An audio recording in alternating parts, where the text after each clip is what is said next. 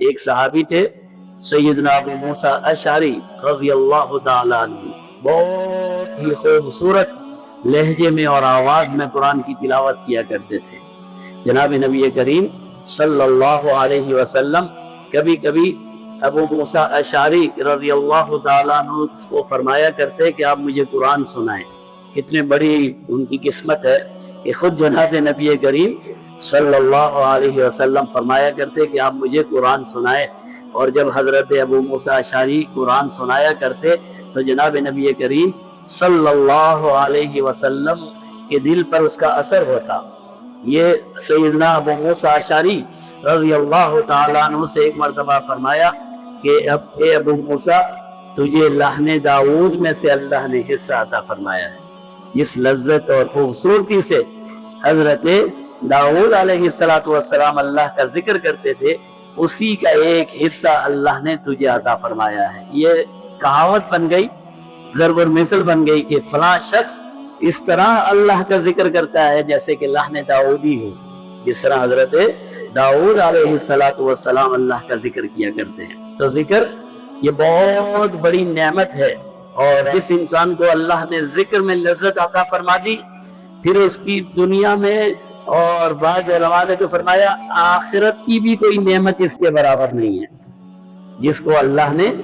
ذکر میں لذت عطا فرما دی اور ذکر میں اسے مزہ آنے لگے اور وہ اس کے دل کو تازگی محسوس ہونے لگے۔ آج ہماری سب سے بڑی بدقسمتی یہ ہے کہ ہم ذکر اللہ نہیں کرتے، اللہ کا ذکر نہیں کرتے۔ نماز چلو جیسے تیسے پڑھ لیتے ہیں، نوافل بھی پڑھ لیتے ہیں، یہ بھی عبادت ہے، اللہ کا ذکر ہے، لیکن زبان سے اللہ کا نام لینا اور اللہ کی تسبیح اور تحمید کرنا اور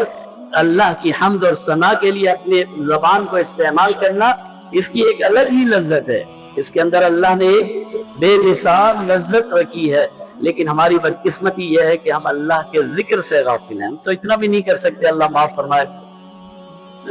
میں خود بھی ایسا ہوں، جیسے ہی سلام پھیریں گے فوراً باہر، یعنی ایک تھوڑی سی بیٹھ کے سبحان اللہ پڑھ لیں، الحمدللہ پڑھ لیں،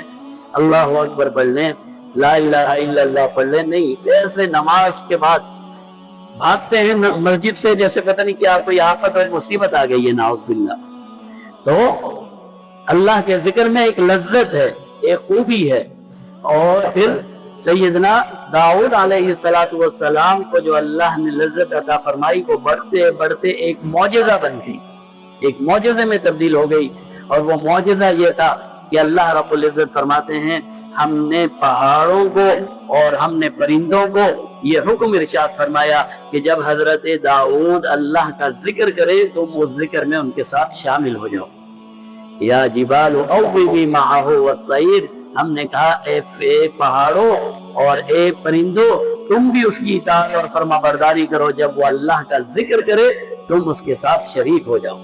جب وہ ذکر کیا کرتے تھے، علماء اور مفسرین نے لکھا ہے کہ وہ جب ذکر کیا کرتے تھے تو پہاڑ اس طرح سے اس کا اثر لیتے جس طرح کوئی جاندار ہے، جس طرح کوئی انسان اثر قبول کرتا ہے، اور پھر پہاڑ ان کے ذکر میں اس طرح سے شریک ہو جاتے کہ لوگ اپنے کانوں سے پہاڑوں کا ذکر سنتے، پہاڑ کس طرح سے ان کے ذکر میں شریک ہو جاتے۔ اور جب وہ تسبیح اور تحمید کرتے، اور ہم فرماتے ہیں مفسرین کہ اڑتے ہوئے پرندے آسمانوں پر رک جاتے،